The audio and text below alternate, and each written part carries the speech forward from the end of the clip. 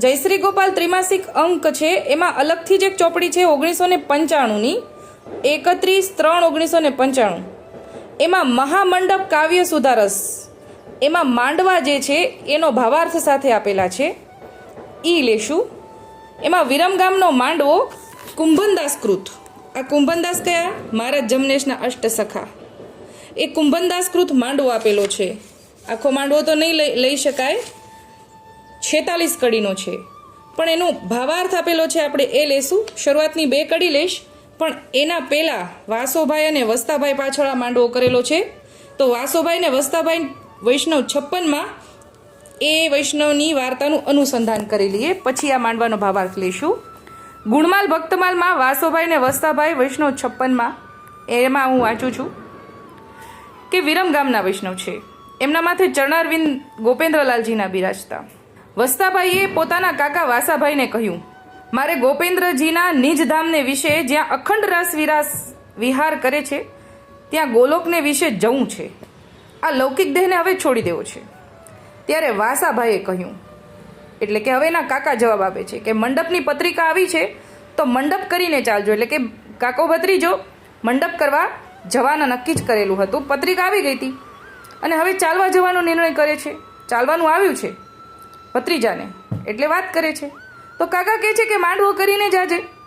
વસ્તાભાઈ કહ્યું કે પ્રભુની ઈચ્છા છે અત્યારે, માટે લૌકિક દેહ તો મારે છોડી દેવી છે, અને તમારી ઈચ્છા છે તો મંડપમાં તમને બીજી અલૌકિક દેહ મળીશ.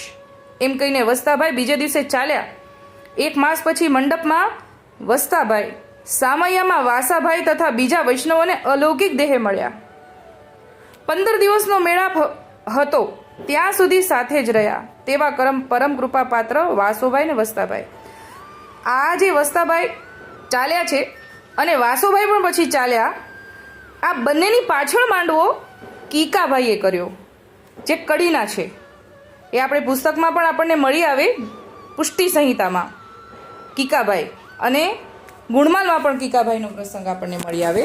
તો એ કીકાભાઈએ વિરમગામમાં માંડવો કર્યો છે, એનું અનુસંધાન છે. અને આ માંડવો જે બનાવ્યો છે એ કુંભનદાસ છે, મહારાજના અષ્ટસખા.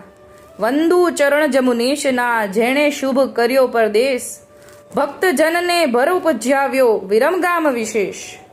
વાસોને વસ્તો ચાલ્યા ગયા તે પિયુની પાસ, નિરખ્યા તે શ્રી ગોપેન્દ્રને હુઆ તે ઉજ્જવલ દાસ. કીકો કહે કરવો ખરો વિરમગામે રાસ, ધજા પતાકા ફરહરે તોતે તુલસીદાસ. રામજી રસિક ઉભે તલુ ને ગોવિંદજી ગુણ જાણ, લાદો જેઠો ઓચરે ને ઓછવના પર્યાણ. આ 4 કડી લીધી છે, આમ તો 46 છે. અત્યારે આપણે નાની વાતમાં આખો મંડવો નહીં લઈ શકીએ. ડોસાભાઈના હસ્તાક્ષરની પ્રત પ્રમાણે બગસરા મધ્યે કંસારા વૈષ્ણવ ભાઈ જીવન ધનજીની પોથીમાંથી મળેલ છે, એવું માંડવાના અંતમાં લખ્યું છે.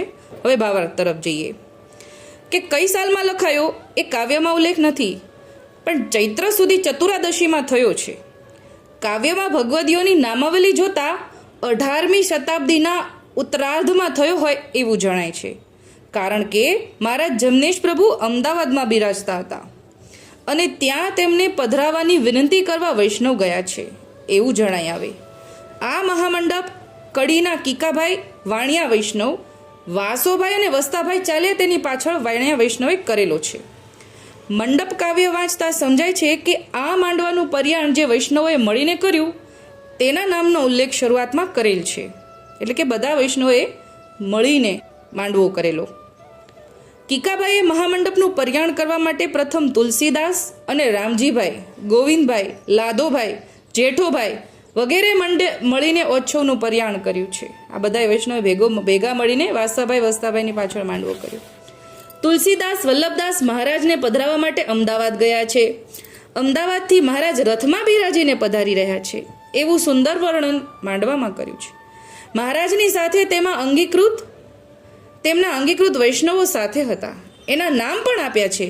તેમાં બિહારીદાસ, વનમાળીદાસ, લાડવઉ વગેરેનો પણ ઉલ્લેખ છે. અને મંડપના કાવ્ય કરતા કુંભનદાસ પણ સાથે હતા. અમદાવાદથી મહારાજ પધાર્યા ત્યારે સામા ગયેલા વૈષ્ણવને સાણંદ અને વિરમગામ વચ્ચે મહારાજનું દર્શન અર્ધરાત્રિએ થયું. મહારાજનું ભલી ભાતે સામૈયું કરીને મંડપમાં પધરાવી લાવ્યા. ચૈત્ર સુધી તેરસના દિવસે મહારાજ પધાર્યા છે. ચતુરાદશીને દિવસે મહારાજ મહામંડપમાં બિરાજીને ઘણા જીવને શરણદાન આપીને સેવક કરે છે. આપશ્રી ભોજન કરવા પધાર્યા. ભોજન કરી બીડા લીધા બાદ સજ્જાએ સુખાડા થયા. ત્યારે બિહારીદાસને આજ્ઞા કરતા કહ્યું, બિહારી ઊઠ, વૈષ્ણવને મારી જૂઠણ આપ. એટલે સુખાડા થયા છે બપોરે ભોજન કરીને. પછી બિહારીદાસને કહે છે કે ઊઠ, વૈષ્ણવને મારી જૂઠણ આપ. ઠાકોરજીએ આજ્ઞા કરી. વૈષ્ણવે પંગત કરીને બિહારીદાસ છૂટા ચૂરમાનો પ્રસાદ, ખાંડ, ઘૃત વગેરે ધરી રહ્યા છે ને વૈષ્ણવો પ્રસાદ લીધા બાદ મહામંડપમાં હિંચ કીર્તનનો અનેરો આનંદ માણી રહ્યા છે. ત્રવડા હિંચ થયા છે. ભલી પ્રકારે ભેટ મહારાજને ધરવામાં આવી રહી છે. મહારાજે કીકાભાઈ ઉપર અપાર કરુણા દ્રષ્ટિ કરીને પોતાના પાદુકાજીની સેવા પધરાવી આપી છે. આ રીતે વસ્તાભાઈનું કારજ ચતુરાદશીમાં સિદ્ધ કર્યું અને ત્રિકમદાસ તથા તુલસીદાસ ઘણું ફૂલ્યા. એટલે આ કીકાભાઈ કડીના જે છે ને ત્યાં ગોપેન્દ્રલાલજી બિરાજતા હતા ત્યારના છે, હજી પણ બિરાજમાન છે. મહારાજ ચૈત્રવદી 6 સુધી બિરાજ્યા છે. તે દિવસ કેસર સ્નાન આપશ્રીએ કરાવ્યા. મહામંડપમાં પધારેલ વૈષ્ણવના મુખ્ય નામાવલી આપી છે.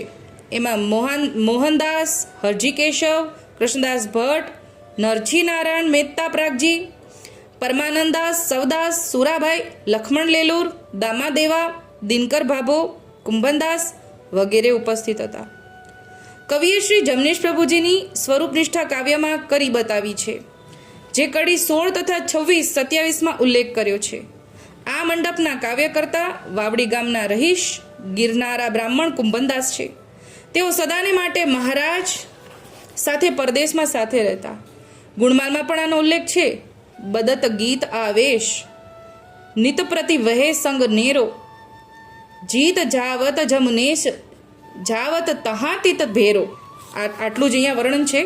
આ અત્યારે નાની વાત જે મોકલું છું ઓડિયોમાં, એની સાથે નીચે આ મંડપના ફોટો મોકલી દઈશ. 46 કડીનો, એટલે સાથે સાથે મંડપનું કાવ્ય વાંચવું હોય તો પણ આપ સર્વે વાંચી શકશો.